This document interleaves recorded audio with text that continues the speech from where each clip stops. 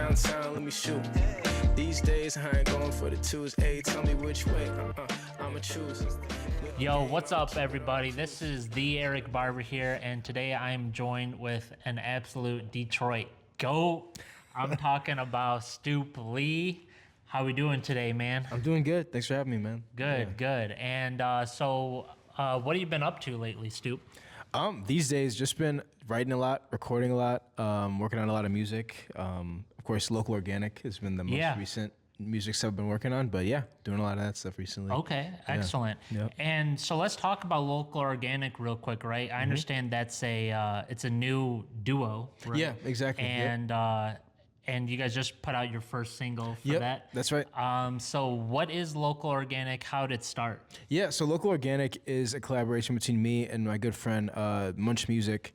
We started this project back in November. I had gotten laid off from my 9 to 5, and I had so I had a lot of like free time, and we're like, he's like, just come by the studio, and we just were like, let's work on some music. And our good friend Dad's son, every time we would have sessions, he would just send us a pack of beats. So we're like, why don't we just work on a project and make an EP all produced by Dad's son? So yeah, November, I think, is when it started. We kind of made a ton of music, and now we have a project with at least I think it's 7 songs now. But okay. Yeah. So yeah, no, that's sweet. And I'm gonna do a quick tangent real quick.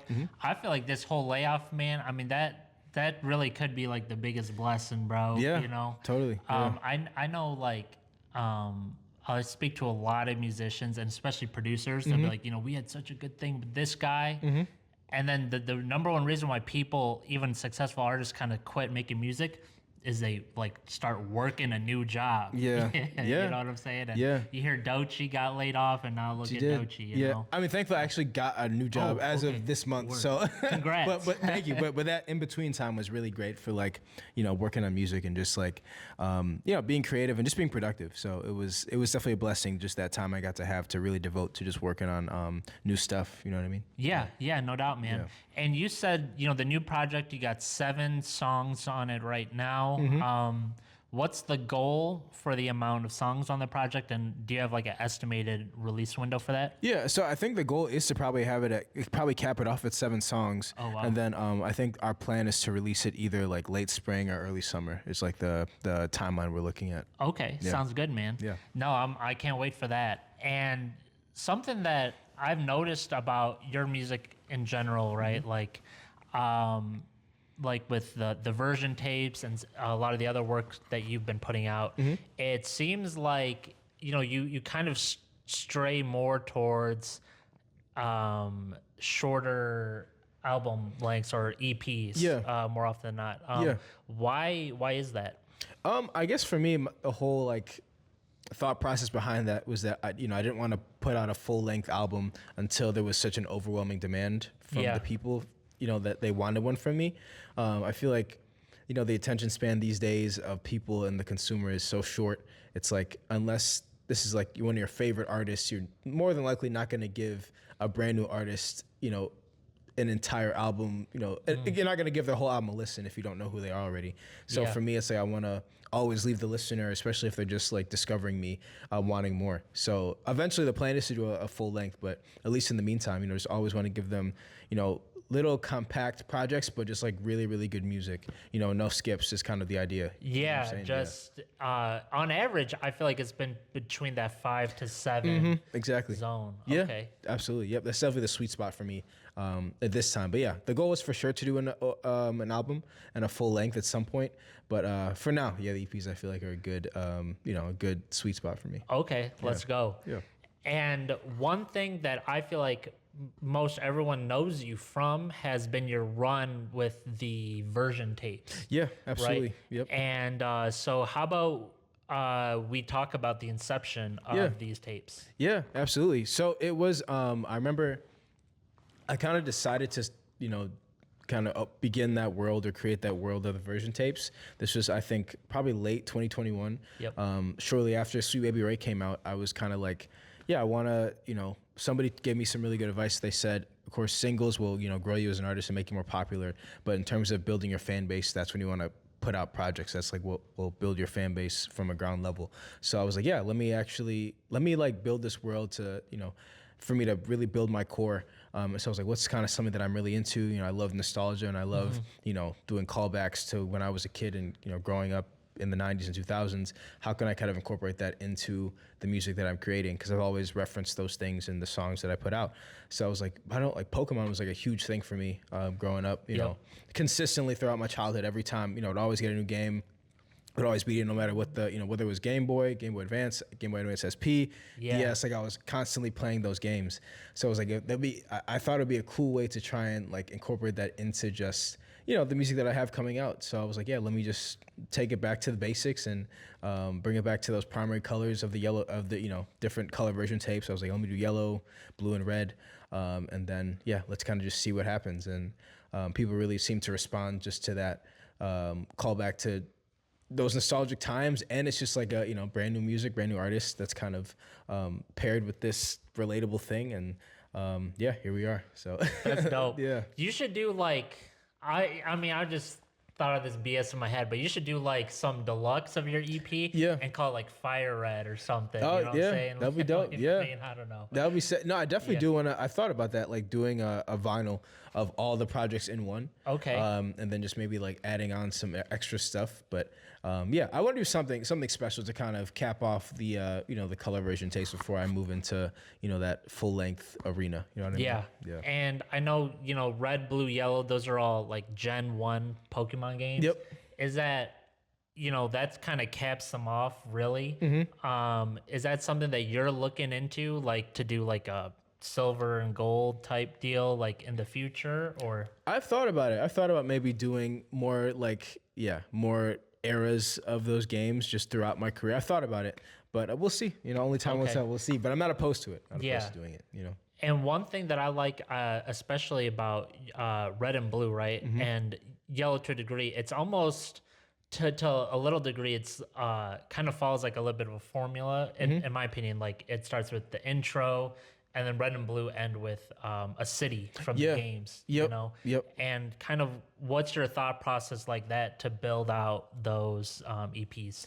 Yeah, it's kind of funny. The intro was always something that I wanted to keep consistent, but in terms of ending the tapes with the city, that kind of almost happened by accident. Like Cerulean was just, you know, I'd always wanted to do like a callback to the cities, like, you know how Drake always does like his timestamp records. I wanted my version of that to be like a Pokemon city, but the fact that two projects ended with a city, that was, like I said, kind of a coincidence.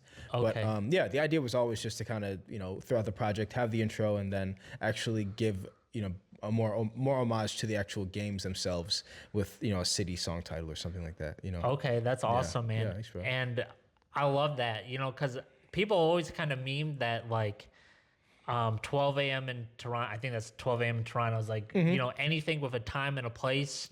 That's gonna be like a heater from Drake. Exactly. If you did like a 5 p.m. at Palatown, man, I mean that'd go dummy hard. Yeah, no, that'd be wild. Yeah, you're right. That would be insane. Yeah, just wait till, you know, Lavender Town. That's be crazy. You know. Yeah, right. Some spooky vibes there. Yeah. Yeah. Okay, that's awesome. And you know, speaking of Pokemon, what are your favorite Pokemon games? Favorite Pokemon games. I'm trying to think. Growing up, which ones that I really enjoy playing. So Red was the first one that I had. My cousin gave that to me when I was younger. Pearl was a lot of fun. Okay. Yeah, Pearl was definitely a classic one for me. And then I remember I had Silver, and then Soul Silver. Those two are also a lot of fun too. Nice. Yeah, love those as well. What about you? Do you have a favorite Pokemon game? Yeah, man. I feel like every person, like, I feel like your favorite Pokemon is kind of like what you first played. You know? True. And for me, it was kind of like Sapphire, and then obviously like Emerald, such an obvious improvement of that in every way.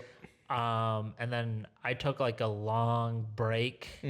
Honestly, I'm gonna shout this one out. Pokemon Go. I mean, it's fun. You know what I'm saying? Yeah.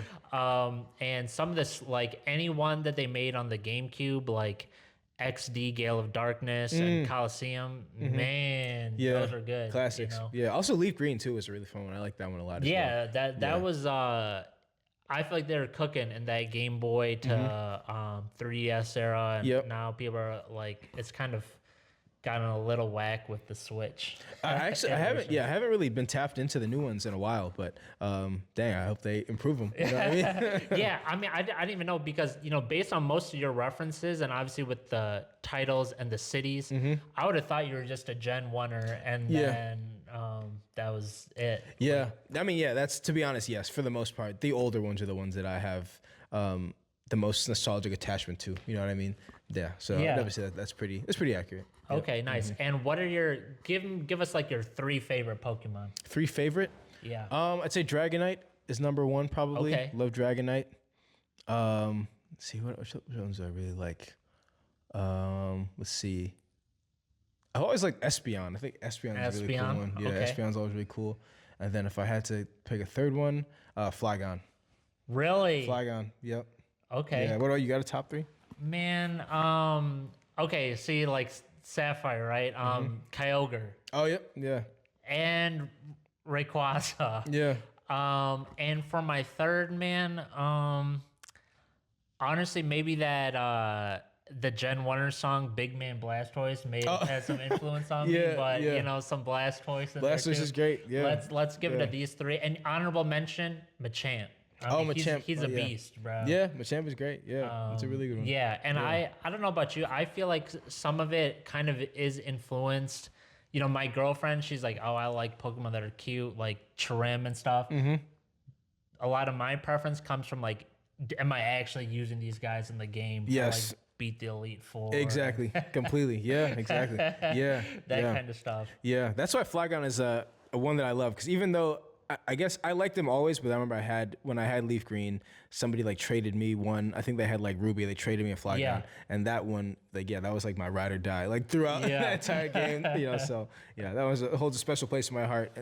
I mean, he got a crazy glow up too, because he starts as Trapinch, and you're like, dude, what's this guy gonna evolve into? Exactly. Yeah, 100%. You know what I'm saying? And he's just shocking everybody there. Totally. Yeah.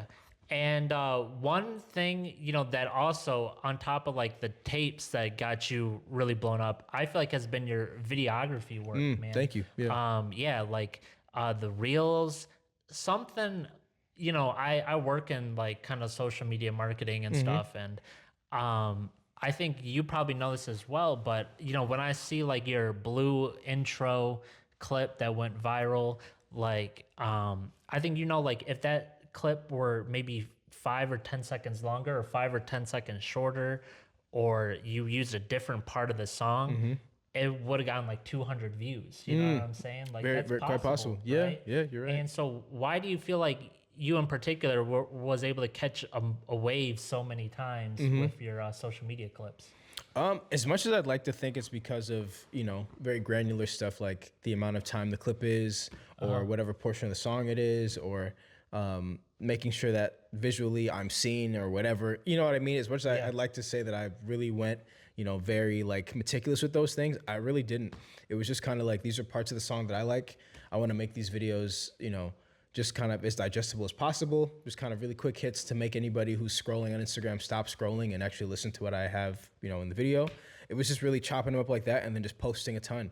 That was kind of the thing, that was all the formula was. There was no real secret sauce with it. Of course, I know looking back on it and, it's like, I get why this clip may have worked, but in terms of, the thought process that went into posting it that way or making it like, that presentation, it was really just having a really high quality video and just chopping it up in a short form, version. Okay. You know what I mean? Yeah. That's awesome. Yeah. I do think one thing that helped for sure, because a lot of your videos kind of have the caption overlay where it's like, Detroit sound is evolving. Detroit sound is changing. Yep. And then I see like tons of awesome Detroit artists actually engage with it far more than I feel like other regions. I don't know the other regions as well, but like I'm seeing like Big Sean liked it, and I know Bizarre of D12, and, et cetera. I've all seen your stuff. Yeah. Have you reached out to any of these people to be like, yo, I'm glad you like my stuff? Yeah. All those people you mentioned, we definitely have chatted before, which has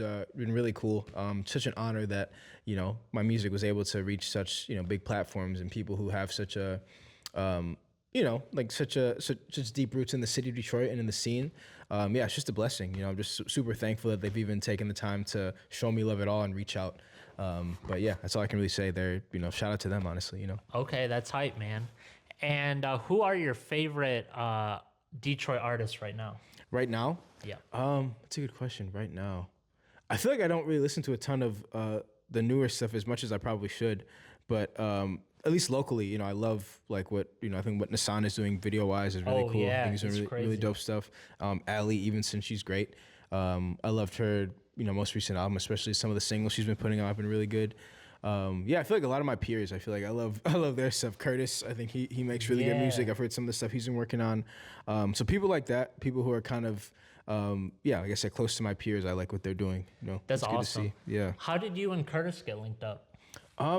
So I remember it was actually through the Assemble residency was initially how we got introduced, and yeah, I feel like we just kind of exist in a very similar like sound pocket, I guess, and we have a lot of similar interests and a lot of the same influences. But yeah, we were in a studio session one time. It was like me, him, and our friend Wyan Dot. And we were just like, I think we were just chatting. I think the intention was to work on some music, but I remember we were just talking about something random like cats or something like that. And then in the background, Nick, that's his actual name, Nick, he was like working on a beat. And then it caught both of our attention and we're like, yo, what is that? And it's like, yo, let's actually record to this. And that ended up turning into Hoop-de-Doo. So it was a very organic studio session, but yeah, through Assemble, and he's just a great guy. He's a super talented artist and just a great human being. So. Yeah, no doubt. Yep. And what would you say have been your biggest inspirations towards your sound? Towards my sound, I mean, definitely number one is Jay Dilla. He's probably my biggest influence, just in terms of sonically and the way I want my music to feel. Just the soulfulness that I think Detroit has. He demonstrates it in such a cool way. Like it comes through in such a really cool way through his stuff. So definitely him. I love all the artists who are kind of involved in the neo soulquarian movement. So like Erica, D'Angelo, Common, Mos Def, people like that. Those artists are definitely probably the most influential for me. And of course, other artists too in other genres like indie rock. I love Bon Iver. I love Block Party. Love the Postal Service. Artists like that also have had a huge influence on what I make and what my sound is like these days. That's awesome. Yeah, thanks. Yeah. And, obviously shout out Dilla, man. He's goated. Absolutely. And, it's interesting how you mentioned that because of all your inspirations, because I listen to your stuff and a lot of times, you bring a ton of like musicality to what you do and a lot of singing to the actual raps too, right? Like, I'm listening to your stuff and I'm like, I'm in my Nissan, throwing the peace sign, man. Exactly. I mean, that's fire, dude. Thanks, bro. And, I guess really to you, how did that kind of come about to you or get to kind of like blend in your singing with the rapping and that kind of stuff? Yeah, I mean, I feel like melody is something that's always come more naturally to me than actually rapping. Growing up, I was always very into singing and doing like choir and stuff like that. And I just like to sing a lot as a kid. I'd say developing the skill of actually rapping came much later in life. But I think melody is something that's like, it's extremely universal. When you make a song, it's a lot easier for somebody to sing along with your song than to rap along with it. So I think for me, it's very important to kind of have both elements of melody and technical rapping skills and making great records. You know what I mean? That's smart, man. Appreciate it. Thank you. Yeah. And so you did kind of allude to it, but how did you kind of develop your rapping chops? Honestly, it was just a lot of repetition. So the reason I started rapping at all in the first place was it was my freshman year of college. I remember I was at OCC, and I was just really kind of sad a little bit, a little depressed because, it was like my first year out of high school. I was at home for college and all my friends, everybody kind of went off to 4 universities, and I was back at home, and I felt a little bit like I was missing out on what everybody else was kind of experiencing. So I remember I was like, I don't want to just sulk in this feeling. I want to at least use this year where I'm at home to, develop a skill and actually get good at something. So I was like, all right, let me, I love hip hop. I love where it's at right now. You know, I love the blog era. I love listening to artists like, you know, Kendrick and Big Sean and Wiz and Wale, people like that. So I was like, all right, there's, you know, all these mixtapes I'm downloading off that Piff. Let me try and make my own mixtape. So I was in the, you know, the library at OCC, and where I got a composition notebook, and literally every single day I'd be on YouTube just like looking up different beats and like just writing as many 16s as I could, just like writing verse after verse, you know, all the time, like all day, every day. So I would just like, that was like my thing. Like I love to do it. I got addicted to it. Got addicted to just writing out verses and just like the, you know, just the skill of trying to make words rhyme and, you know, put a point across through songwriting. So I just got really into it, and I kind of cut my teeth, you know, making really horrible 16s, you know, then we kind of eventually got better, kept getting better. But yeah, just doing it over and over again was really a big part of it. Dude, shout out to the composition notebook. Absolutely. Man. Yes, exactly. Totally. Yeah, yeah, that's dope. And maybe I'm mistaken. Did you go to MSU at some point? I did. Oh, you did? Yeah, that's where I ended up graduating from. Okay, me too. What year? 2018.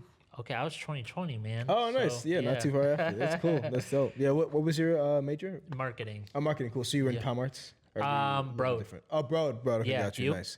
Com Arts. Oh, But okay. so media and information was my major, and then I did an IT minor. Oh, okay. Yep. Nice, man. Yeah. No, that's dope. And I've seen your performances at Ann Arbor and East Lansing as well. Oh, okay. On Nice. your YouTube. Oh, yeah, they're there. Yep, Yeah. they're definitely They're up like there. 9 Yeah. or 10 years old or something. Yeah. And for one, I think that's sweet. You know, not enough artists have like footage of them performing. It's like, it's almost a little weird. And Yeah, two, you know what I'm saying? yeah. Like even performing at like, you know, smaller venues, I think, you know what I'm saying? It's cool, right? Yeah. it's You gotta cool to document see. the journey, man. You gotta Yeah. document it. You know, show people where you came from. That way they can kind of visualize where you're at and where you're going. And I love looking back at that stuff. It's like some of those stuff I'm like, yeah, I for sure could have done better. But it's cool to see how much you've grown as an artist and how you continue to get better. You know. Yeah, no doubt about it. And where does the name Stoop Lee come from? Okay, great question. So basically, when I initially started rapping, during that time I mentioned when I was at OCC, I was like, I need some kind of cool, catchy rap name. So I was like, you know, I love, of course, 90s nostalgia, love cartoons. What could I pull from that would be a cool rap name? So I loved Hey Arnold growing up. That was like Okay, my nice. favorite shows. I remember Stoop Kid. Stoop Kid was like a character that Yeah. he had one. I mean, he was like a, you know, not that common of a character in the show, but he was in it. And I'm like, I just think that name by itself was like a really cool rap name. So I was like, let me do Stoop Kid. So for a while I was running with the name Stoop Kid, but I had a good friend of mine, Brantley. He was like, you know, I love your music and Stoop Kid's a great name, but every time I search for you on SoundCloud, I have to like sift through like 10 different Stoop Kids. So I was like, all right, I gotta, you know, make it slightly different. So I was like, all right, I loved Bruce Lee growing up, you know, the martial artist. really? Yeah, Okay. big fan of Bruce Lee. So I was like, all right, Stoop and then Lee. We put together Stoop Lee, you know. Dang. Yep, That's cool, That's the man. origin story. Yeah. Yep. That's dope. Yeah. And I'm also watching a ton of your music videos, man. And you know, you got some filmed around here, and Yep. I noticed like you got a handful filmed in New York City. You know. Yeah, just What- the most recent one. Yeah. What's your relationship like with New York? Yeah, New York. I mean, I love going to New York. I have a lot of friends and family in Brooklyn. I feel like I go there at least once a year. My wife and I go there all the time. But yeah, I just got a lot of love for New York. Obviously, it's the birthplace of hip hop music. But yeah, it's just I always feel very creatively inspired. And I almost feel like anytime I'm there, I just get like charged up with creative energy. And I really just want to create anytime I'm there. So yeah, that's really, I just love being out there, you know? Nice. Yeah. And you know, speaking of cartoons and such, man, I noticed that you have like specifically a lot of nostalgia stuff, and you know, you got that line like, "Do you like Goku too?" Yeah. Yeah. Yep. Right. That's right. Yep. Dang, you did your research. I appreciate it. Listen to the Yeah, lyrics. I mean it's catchy, bro, with the melodies, Yeah, man. thank you. And so, what have been some of your favorite cartoons growing up? Favorite cartoons growing up? I feel like I'll just like combine anime and cartoons. Yeah, Like, yeah, watch definitely. That's everything kinda what that I watched. meant, yeah. Yeah. But yeah, I love Hey Arnold, obviously. Ed, and Eddie was a big one. SpongeBob SquarePants was a huge one. Like the first 3 seasons, I think was just like flawless, incredible television. Yeah. Of course, Dragon Ball was huge for me. I loved Gundam growing up. Yeah, you got a Gundam. Like, I feel like it looked like a Gundam cover art. Yeah. Yeah. Yep. That's a little Easter egg. Yeah.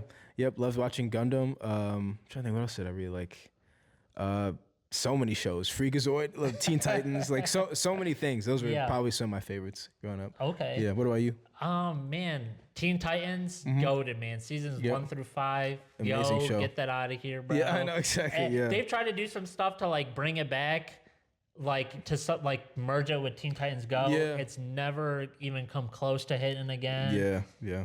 That sucks, man. I like Dragon Ball from like original Z, GT, Super. I've not seen the new Daima yet. I haven't seen them either. Yeah. Yeah. But it's all bangers in my opinion. And I watched like Yu-Gi-Oh! Yeah, same. Big fan of that growing up. Pokemon, and Ninja Turtles. Oh yeah, same. Ninja Turtles bangs. That one from 2003, dude. Yeah. They were tough. Yeah, bro. yeah. They're all really good. Yeah, I love the ones from the 80s, the ones from that. I feel like almost every era of Ninja Turtles I've enjoyed. You know what I mean? It's such a classic. They're tough, man. Yeah. I mean, the comics too, crazy. I don't know if you saw like the last Ronin comics where I didn't actually know. it's like this one where like all the other Ninja Turtles. It starts with this, so I'm not spoiling nothing. All the other Ninja Turtles die, and Splinter, and Casey Jones die, except for Michelangelo. Oh, and really? He actually kind of has to kind of quit being goofy and become like super serious. To, Interesting. Like,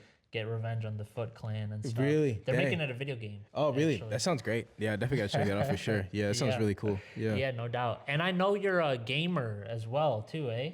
Yeah, I play games here and there. Yeah, a little bit. Yeah. Yeah, a lot of also like nostalgic. Like I see some of your stuff with like N64 controllers, that kind of stuff. Yeah. So what kind of N64 stuff or just older games you've been playing? Yeah, actually, I never actually owned an N64. I remember that was like the system that I'd play anytime I'd go to my cousin's house or a friend's house. But the first system like we had in our own household was a PS2. That was the one that we like definitely got all our hours playing games in.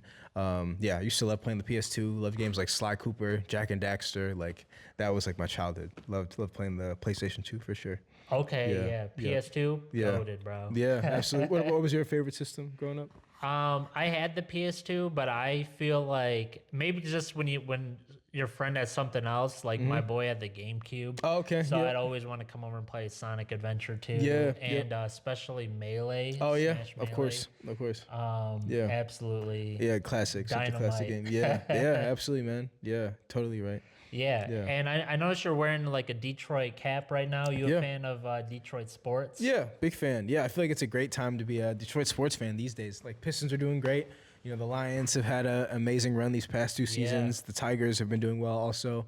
The Red Wings are doing pretty good too. But yeah, big Detroit sports fan. Okay. Absolutely. Yeah. Nice. And which is your favorite? Favorite team? Yeah. I'd say probably the Pistons or the Lions. Really? Yeah. Okay. Yeah. I mean, those are like the two shiners right now. Yeah, exactly. Yep. You know, the Lions obviously they've been bad for our entire lives, so it's really great to see what's happened over these past couple seasons. The Pistons, you know, love that go to work team back in like 03, 04. It's been a rough time, you know, like since then a little bit, but it's cool to see the resurgence of what the team's doing now, especially how young they are and seeing Cade really come into his own. It's been dope. Dope. No, that's been so great to see. Yeah. And, to be honest, I like maybe you could call me fair weather. I don't care, but I have you know, it's so much easier to get involved when you're in Detroit a lot and you see like everyone being so excited about it. It like boosts the whole economy, man. It does. I've never seen it because again, like the lines were so like so many of our sports teams were so bad for for a long time. Like our lives. We're not like super old. So, yeah, 100%. Yeah, but like I said, it's a new day, a new era for Detroit sports, and it's I mean I'm feeling optimistic about the future. It's cool. Yeah. It's really cool to see. There we go. Yeah. And I've also seen, you know, you act as like a drummer before in certain capacities and such. So where did that start come for you? Yeah, so I've been playing drums since I was like, 10 years old, 10 or 11 years old. Yeah, it started in like band class and then it morphed into me playing in church. I still play in church to this day. I was in a lot of different like rock bands throughout, you know, middle school and high school. But yeah, drums, that's like really what got me into like being involved in music, I would say. Yeah, and it's something I still love doing to this day. I do see myself as, I guess, at the core, a drummer. Like I feel like, yeah, that definitely informs the way I rap, the way I create music. It's very, the drums are very important to me, and just making sure that, you know, songs have a groove and a beat that you can move to is something that's very, you know, definitely a big deal for me, at least being a drummer, you know? Yeah, that's sweet. And, you know, speaking of that, general, like, what you just described, I mean, something that I see you do a lot is you do like live performances with live bands. Yeah. Frequently, and not like a lot of artists do that, especially a lot of modern artists don't do that as much. Yeah. So, really, where's the importance of that come from for you? Yeah, I mean, like I said, I've always been in bands growing up. That was like a big thing, being part of a 4 or 5 piece band. But just live music, I think it's something that feels very different, and I love it when hip hop is translated with live music. I think it gives the listener a whole different experience, and it kind of opens their mind to just like a new interpretation of the music. And I feel like there's a warmth to like live music and live sounds that you know, is unlike anything else. You know, I feel like if you love the songs, you love the recording, but you might as well make the live experience something, you know, elevated and something that you'll really not forget, and will make you want to come back to a show again in the future, you know? Yeah, no doubt. Yeah. And what are your goals in music? Goals in music? You know, I would definitely love to become a household name, you know. Just want to continue to grow as much as I can, and, you know, do more stuff outside of the city of Detroit, and really be able to, you know, tour or something. That would be great.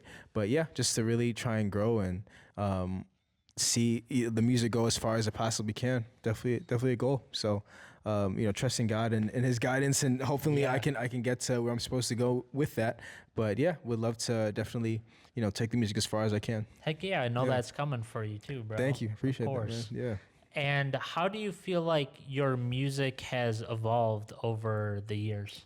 That's a great question. I was actually just talking about this with a good friend of mine, my bass player, actually, Sam Corey. We were talking about this in Austin. Yeah, I think a big part of it, you know, so much of my early music and my early career, I was like trying to prove to people that I knew how to rap, that I, you know, have that technical skill and that ability to actually rap. But I feel like, you know, I feel like I've proven that, but I feel like at this point, not that I want to, you know, have the technical rap skills suffer or be diminished at all, but I think at this point I really want to just make great music, music that's, you know, that will be here and that will last.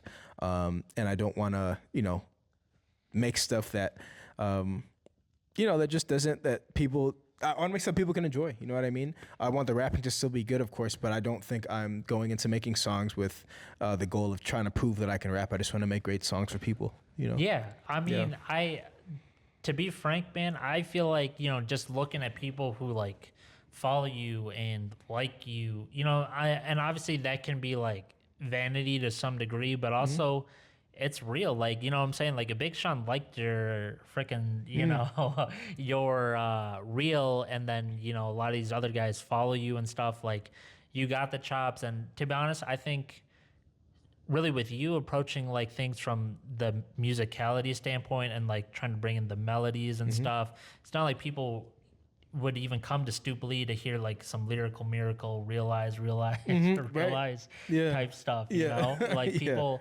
I think that's why I was even drawn to your music too. And I don't want to get like twisted anyway, but I wasn't like, oh, like this guy, like, you know, it's not like I listened to you and I'm like, dude, this guy just snapped and, you know, went freaking crazy on this, you know what I'm saying? Yeah. But also it was just like feel good, chill music. Right. You know? Right. Absolutely. Yeah, of course, you know, the lyrics will never, you know, suffer. You'll always get very good lyrical content, but that's definitely not like the focal point. And like you said, the goal is not to be a lyrical, miracle, spherical, you know, any of that kind of thing. But yeah, just want to make great songs with still incredible rapping. Like, if you really listen to it, you'll hear the technical ability is there.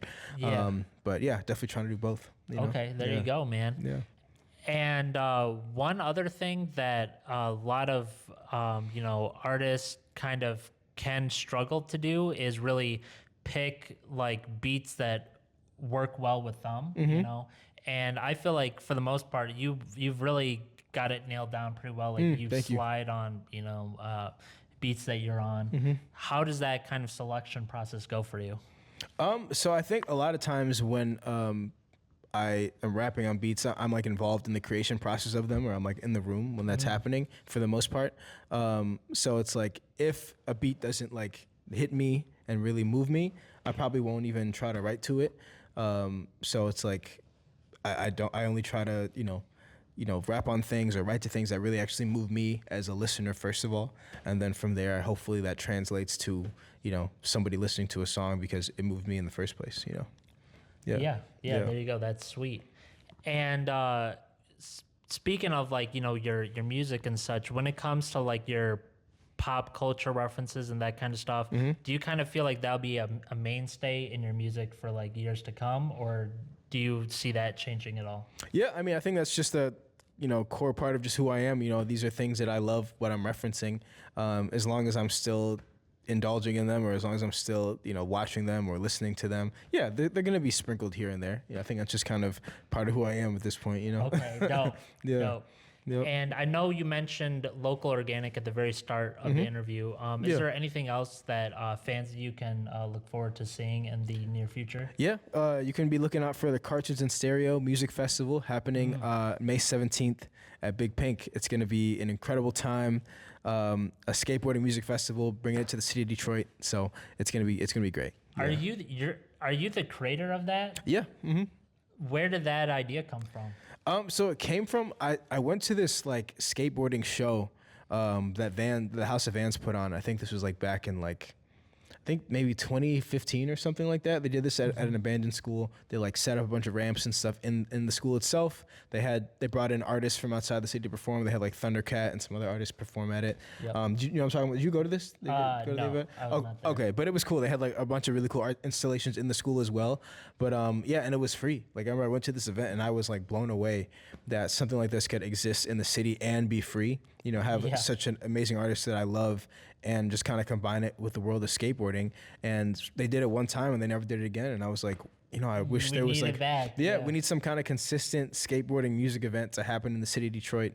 And I was all right, if no one's gonna do it, I might as well try and do it. So here we are, a couple years later, and we're trying to do it again. I did the first one in 2022 at a local skate park called Bishop, and now we're trying to do it in an even bigger way at Big Pink. And we're bringing a skate park to the venue. We're bringing music to the venue. It's gonna be great.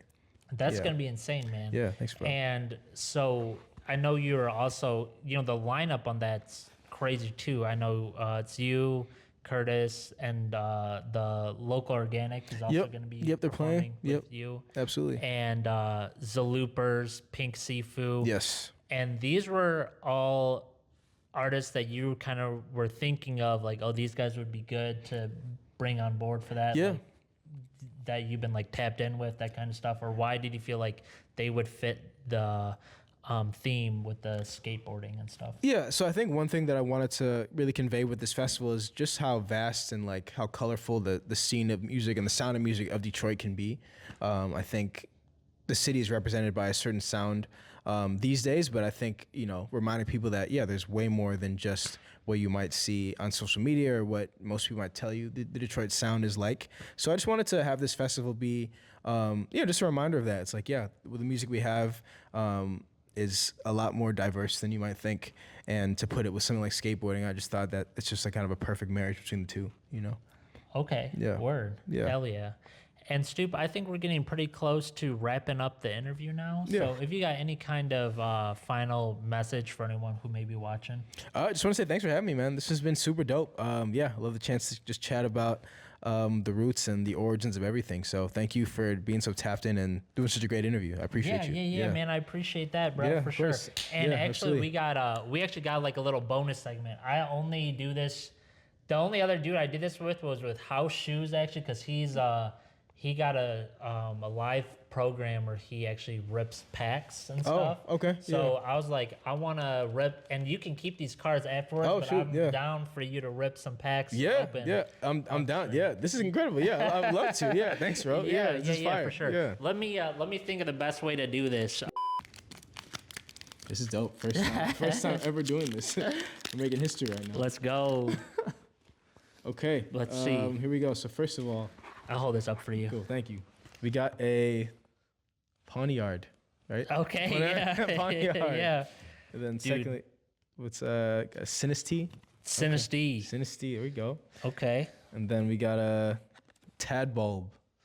Yes. Dude, a lot of mid so far. We got a Numal. Yeah. Let's see. And then we got a Pupitar. Okay. I rock with Pupitar. Same. I mean, solely because of Tyranitar. Exactly. But Yeah. Probably the first one that I actually recognized.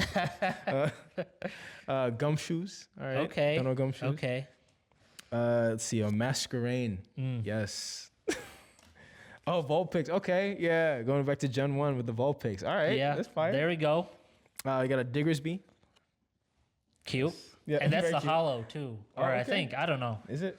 Something like that. It seems looks a little holographic. It does. Yeah. Actually, yeah. Slightly. Slight hollow. Yeah. I think it's a reverse hollow, where Okay. the outside is holographic and the actual okay. card is not. Okay. That's Yeah. so dope. And then Gita. Okay. I don't know who Gita is, but this is cool. Yep. And then we got a basic energy. You know what I mean? Gotta have the energy. Gotta keep your energy up. And then just a redeem card. Yeah. Okay. Well, you know what? We got a fire pack. Yeah. Rub over the next Yeah. one. Next pack. This last is one. gonna be Here some we go. heat. We definitely got sweet in this one. I can feel it. Dude, I saw on your Instagram you were like showing some cards at some point, man. You know, like some cards on one of your carousels. Oh yeah. You mean like the custom ones that we made? Oh, for, like, really? I for, didn't like, look me that and- closely. Yeah, they were custom Pokemon cards. Yeah, so I had this artist. This one's a little hard to open, but yeah, I had this artist on Instagram make a custom card of me, and then Allie, and it was Curtis, and this other girl, other artist it was for our show with the Magic Stick, but yeah, that was actually a lot of fun. Dang, this one was not wanting to open. There you go. Oh, there we go. Okay, Nice. Got it. sweet. All right, we got a let's see, a Litwick. Cute. Yes. Oh, okay, Puchiana. Yeah, Puchiana. Yeah. We got a Palo Sand. All right. Yeah, that guy sucks. Yeah. You got Timber. Cute. Okay. Oh, okay. Kilowattrel. Okay. Bro, I've never seen that Pokemon. Me either. It's like a penguin flying. Yeah, an lightning electric penguin. That's kind of crazy. penguin. Yeah. We got a Brute Bonnet. Or is it Brute Bonnet? That's crazy. I don't know. It's cool. It looks like a Mungus. Yeah. Yeah. I'm like, what the heck? And then Community Center. There we go. Yeah. Yeah. And then we got a Caretaker. You know. Dude, that's Take care of yourself. And then we got a Swirlix. Cute. Okay.